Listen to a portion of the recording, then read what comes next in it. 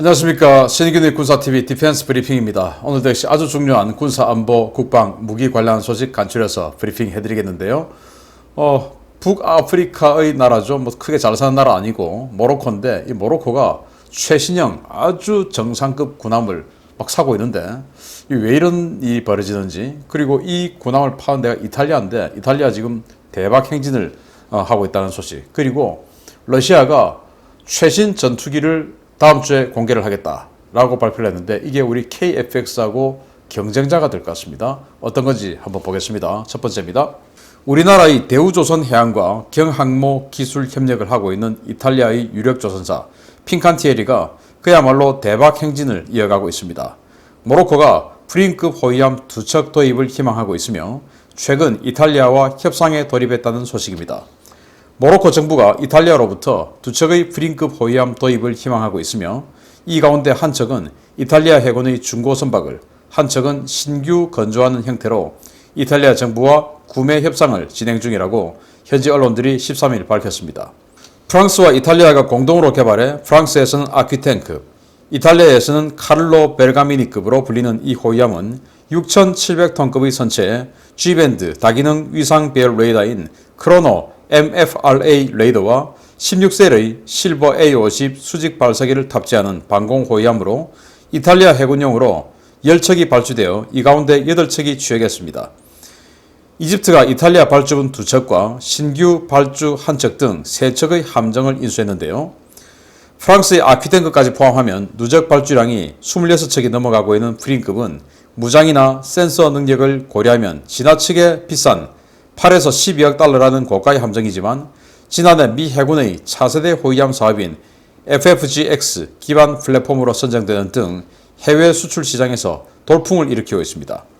이번에 이탈리아로부터 프린급을 도입하려는 모로코는 프랑스로부터 아퀴탱급 한 척을 도입해 모하메드 4세라는 함명으로 운용 중인데요.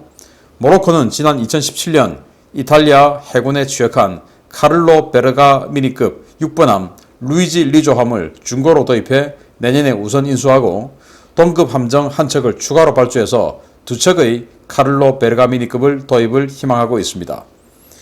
한편 이탈리아 해군은 마에스트랄급 호위함 대체를 위해 6척의 프린급만 건조하려 했다가 집권 여당의 파퓰리즘 공약으로 필요도 없는 군함 4척을 더 발주했다가 남아도는 배들을 한 척씩 해외에 매각하고 있는데요.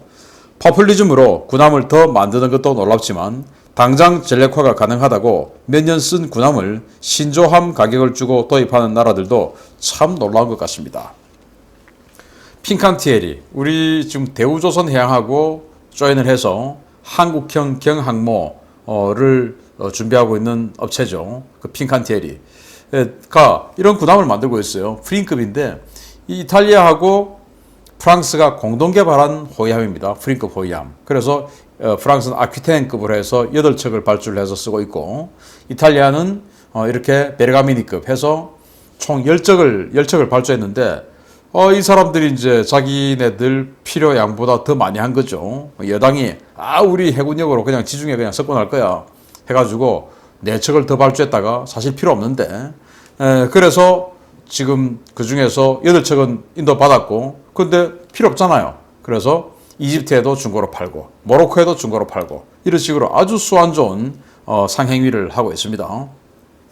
그런데 이 핀칸티에리가 이 호위함을 지금 대박 행진을 하고 있는데 아퀴테나와 합하면 이게 한 26척, 궁극적으로 29척 정도는 생산되지 않을까라고 생각되는 그런 정말 초대박이죠. 그 정도면 하나의 플랫폼을 만들어서. 그런데 또 이걸 또 미국이 대량 생산하는 FFGX 그 호위함의 플랫폼으로도 또 제공을 한다고 하니까 정말 뭐 본전 제대로 뽑습니다. 그런데 이 배에 보면 이 다기능 위상 배열 레이더 장착은 돼 있어요. 그런데 정말 황당하게도 수직 발사기가 16개밖에 없습니다. 센서는 아주 좋은데 펀치력은 형편없는 것이죠.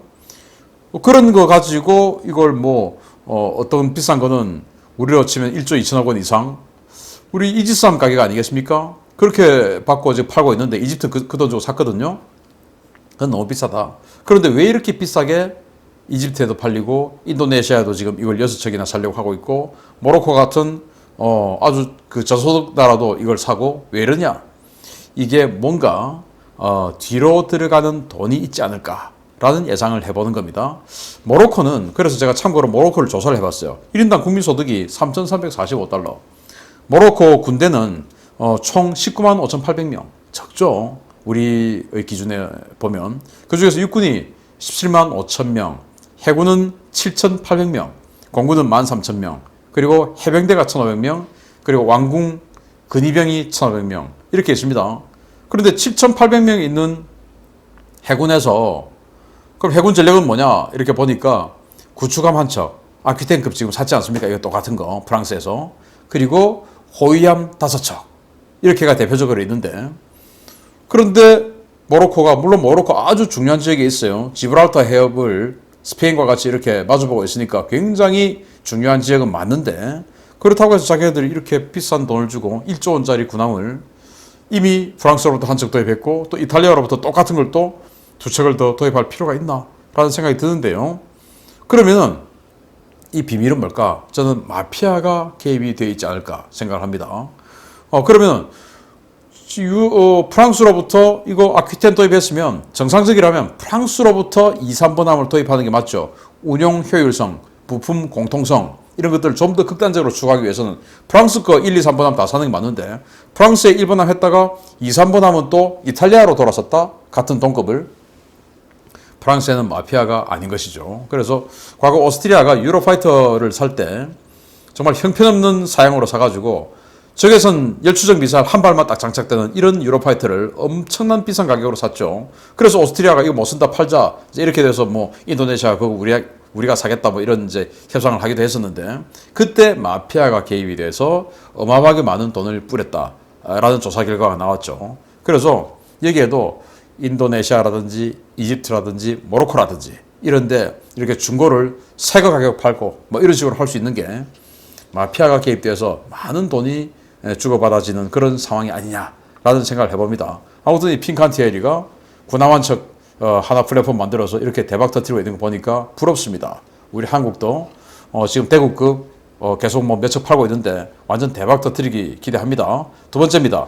러시아 통합 항공기 제작사 UAC가 오는 7월 20일 열리는 모스크바 국제 항공 우주 에어쇼 일명 막스 2021에서 이전에는 전혀 볼 수 없었던 완전히 새로운 신형 전투기를 공개할 것이라고 예고했습니다. 무엇이 등장할지 다양한 관측이 쏟아지고 있습니다. 러시아 UAC가 현지 시각 13일 공개한 티저 영상을 통해 오는 7월 20일 막스 2021에서 완전히 새로운 신형 전투기를 공개할 것이라고 예고해 주목됩니다. UAC는 러시아는 최첨단 항공기 생산을 위한 모든 사이클을 완전히 보유하고 있는 세계에서 몇 안 되는 국가라면서 우리는 전투기 제작에 있어 세계적으로 인정받는 트렌드 리더로서 완전히 새로운 항공기를 소개하고자 한다라고 밝혔습니다. UAC가 공개한 티저 영상에는 각국의 공군 유니폼을 입은 사람들이 항공기의 전방 랜딩 기어 앞에서 포즈를 취하고 있는데요. 이는 새로 개발되는 전투기가 해외 수출을 염두에 둔 기종이라는 점을 시사하는 것으로 풀이됩니다. UAC는 이 전혀 새로운 항공기는 UAE, 인도, 베트남, 아르헨티나 등에 수출될 수 있을 것이라고 밝혔는데요. 전문가들은 러시아가 최근 UAC 자체 예산으로 단발 엔진의 4.5세대 전투기를 개발하고 있다는 리포트를 인용하며 이번에 새로 공개되는 항공기가 미그 주도의 신형 전투기일 가능성, 그리고 수호이 57을 소형화한 세미 스텔스 전투기일 가능성 등을 제기하고 있습니다. 러시아는 각국의 기대를 끌기 위해 행사 당일까지 이 신형 전투기의 정체를 철저하게 베일에 가려둘 예정인데요. 과연 어떤 물건이 나올지 오는 20일 막스 개막을 기대해 봐야 되겠습니다. 이건 그냥 뭐 CG고요. 이거 보면 지금 이 기수 부분, 조종사 이 부분은 미그 29하고 비슷하게 생겼고 꼬리는 뭐 정체를 알 수 없는 비행기인데, 사실 이 덩치에 비해서 꼬리 날개가 너무 좁아서 이거 뭐 제대로 비행이 안 될 것 같아요. 이 CG는 꼬리 날개가 좀 더 커야 되는데, 아무튼 지금 예상으로는 4.5세대 플러스급하고 경쟁할 수 있는 전투기를 만들 것 같다라는 예상이 주로 있어요. 그래서 중국과 파키스탄이 4.5세대 플러스급이라고 주장하고 있는 JF-17 아주 싸게 지금 판촉하고 있죠. 그리고 J-10C 중국이죠.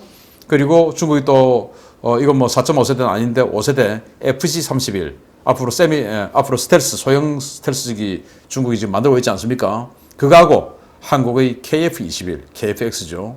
이렇게 정도가 경쟁이 되지 않겠냐. 이제 미그 29는 뭐 시장에서 먹혀들지가 않으니까.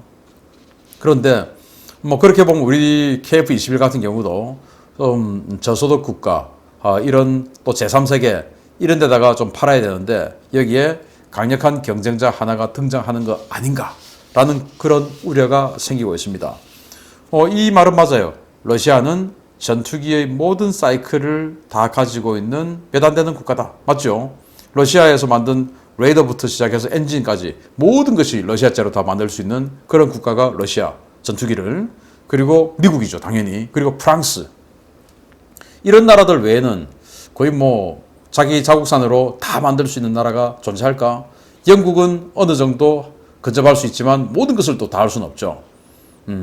그러니까 정말 대단한 러시아는 많은데 그 러시아가 까보러가 되어서 우리 KF-21에게 지기를 기대합니다. 아무튼 좀 걱정스럽습니다. 다음 주에 뭐가 공개되는지 나오면 여러분들께 또 알려드리도록 하겠습니다. 마치겠습니다. 감사합니다.